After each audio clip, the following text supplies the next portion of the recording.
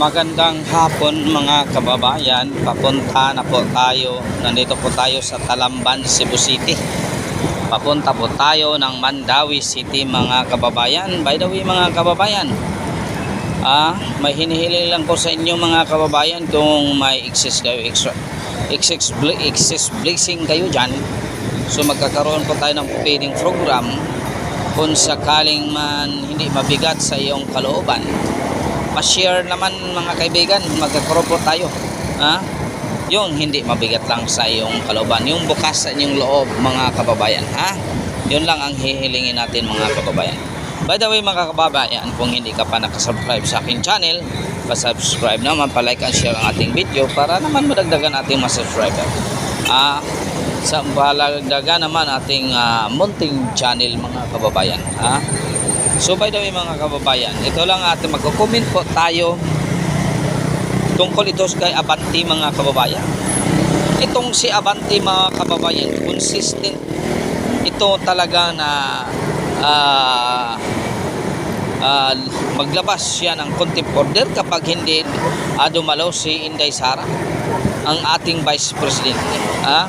Mr. Abante, manalamin ka muna bago ka magdesisyon ka ng ganyan. Isip-isip isip kung ito ba ay hindi magkakaroon ng consequence sa inyong ginagawa. Akalain mo mga kababayan, si Inday Sara ay isang halal ng buong Pilipinas.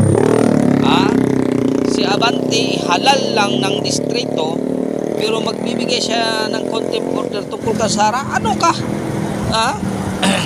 Inihalal si Inday Sara ng buong Pilipinas, ng taong buong Pilipinas. Tapos ngayon maglalabas ka ng contempt order dahil hindi sumupot. Nandyan na sa batas mga kababayan. Nandyan na, pero kayo ang hindi sumunod. Kayo ang hindi sumunod mga kababayan. Paano yan? Paano sunod-sunod si Inday Sara na hindi kayo sumunod?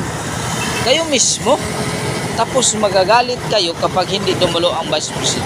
Ang dami na ninyong inimbestigahan pero hindi pa kayo nakapagbibigay kung ano talaga ang resulta ng inyong investigation. Ano na ang resulta ng investigation ninyo? Meron na bang naparusahan? Meron na bang batas na tayong nagawa tungkol sa investigation? Nag-imbestiga kayo tungkol sa war on drugs. Nag-imbestiga kayo. Ngayon, confidential fund naman ang budget naman ni Inday Sara. Paano yan? Paano yan? Mismo kayo ang nagsasabi. Mismo kayo ang hindi sumunod. Paano mo pasusunod? Ano naman kayo, Abante? Isip-isip muna mga Tuadcom, isip-isip muna. Kayo, distrito lang ang naghalal sa inyo. Kahit tumakbo kayong anong posisyon, hindi kayo mananalo. Tapos ngayon, maglabas kayo ng contempt order kung hindi dadalo si Inday Sara. Nandyan na.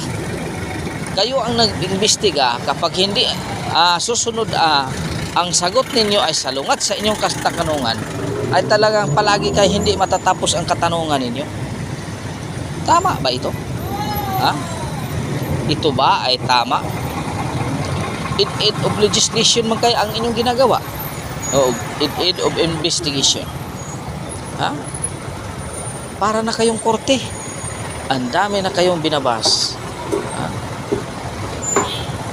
Palagi na kayong binabas, pero hindi pa rin kayo tinabla ng hiya. Bakit?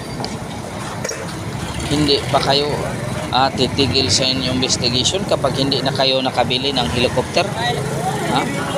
Sasakyan panghihipapayod, hindi na kayo titigil? Hanggat hindi nabili ninyo dyan, hindi kayo titigil? Mga Tuadcom, ito ang sasabihin ko sa inyo.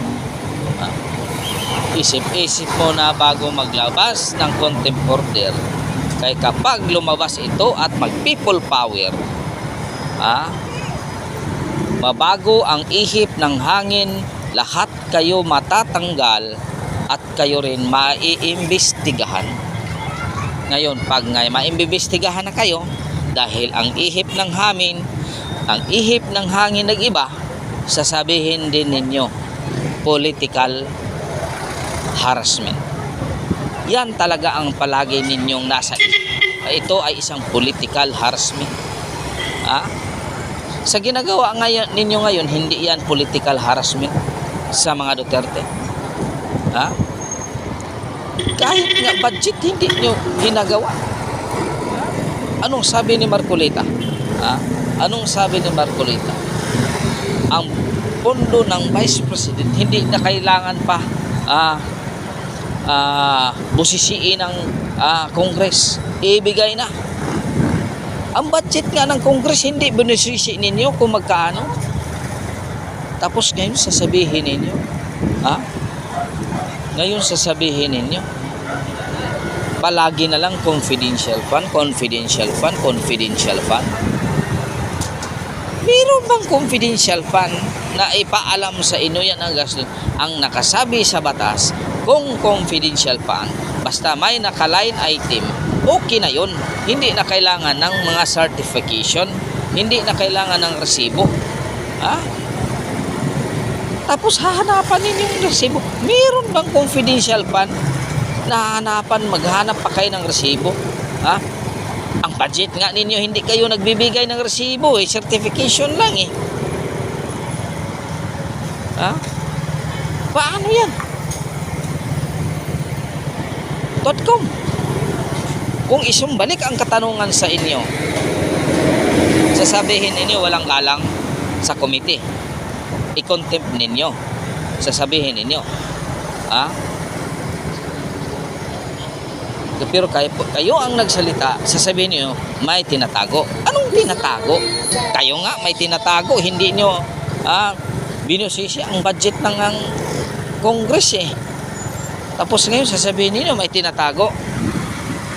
Ano ba na bang kayo tuwad kung palagi na lang kayong tuwad? Ganyan na lang ba kayo? Panalagi na lang kayong tuwad? Bago kayo magbigay ng contempt order, isip-isip muna. Isip-isip muna mga kababayan. Isip-isip muna. Baka magbago ang ihip ng hangin at kayo rin mapatalsik. Malapit ng eleksyon. Isip-isip Huwag masyadong magpakitang gila sa iyong amo na kahit sa survey, ganon pa rin napakababa. Ganon pa rin napakababa sa survey. Paano mo yan maihambing?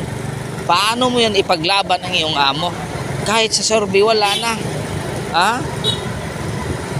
Sa 10 tao, mayroon lang naniwala 1 tao sa iyong amo o 2 tao. Yun ang katotohanan. So by the way mga kababayan, maraming salamat sa support. Hanggang dito na lang po mga kababayan. God is good all the time. God is good. Piching your kaninyong tanan mga kababayan.